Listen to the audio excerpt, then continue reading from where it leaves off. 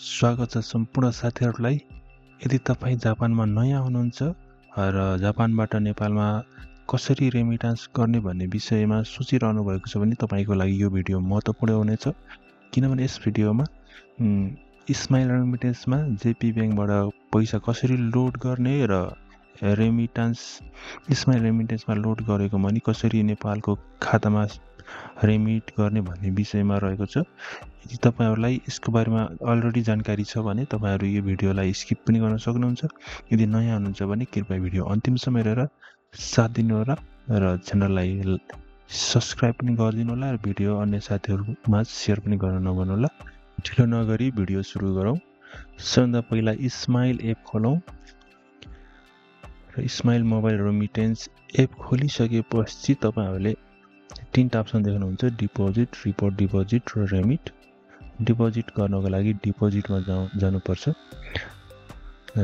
Deposit गरेपछि bank transfer अप्सनमा रोजौं र फ्रम जेपी बैंक भन्ने अप्सनमा, र यो चाहिँ पछि हामीलाई काम लाग्छ। यो स्माइल रेमिटेन्सको खाता नम्बर हो र हामी चाहिँ अब जेपी बैंकको एप खोलौं।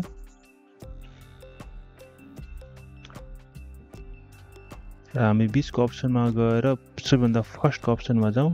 त्यसपछि फेरि फर्स्टकै अप्सनमा गएर नेक्स्ट गरौँ र अघि देखाएको यो जेपी बैंकमा चाहिँ स्माइल रेमिटेन्सको खाता नम्बर यहाँ हाल्नु पर्ने हुन्छ। जस्तै यहाँ 10100 भन्ने छ। अनि त्यसपछि तल चाहिँ यहाँ एमाउन्ट हालौँ। एमाउन्ट हालिसकेपछि तल यहाँ स्माइल रेमिटेन्सको डिपोजिट कोड भन्ने हुन्छ। यसलाई चाहिँ कपी गरेर पेस्ट गर्नु होला, म्यानुअली टाइप नगर्नु होला। जस्तै यस्तै आउनु पर्ने हुन्छ। यसरी हानेपछि नेक्स्ट गरौँ र यहाँ कन्फर्म गरौँ। यहाँ डिजिटल वालेट भनेको छ स्माइलको, यो सही छ। एमाउन्ट हेरौँ, त्यसपछि नेक्स्ट गरेर कन्फर्म गरौँ।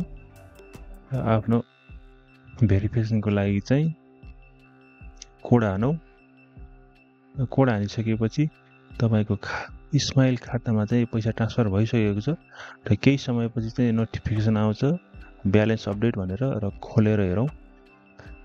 यसरी खोलेर हेर्दा चाहिँ स्माइल रेमिटेन्समा चाहिँ 5 लाख आइसकेको छ। यसरी चाहिँ सजिलैसँग स्माइल रेमिटेन्समा चाहिँ हामीले जेपी बैंकबाट पैसा लोड गर्न सक्छौँ।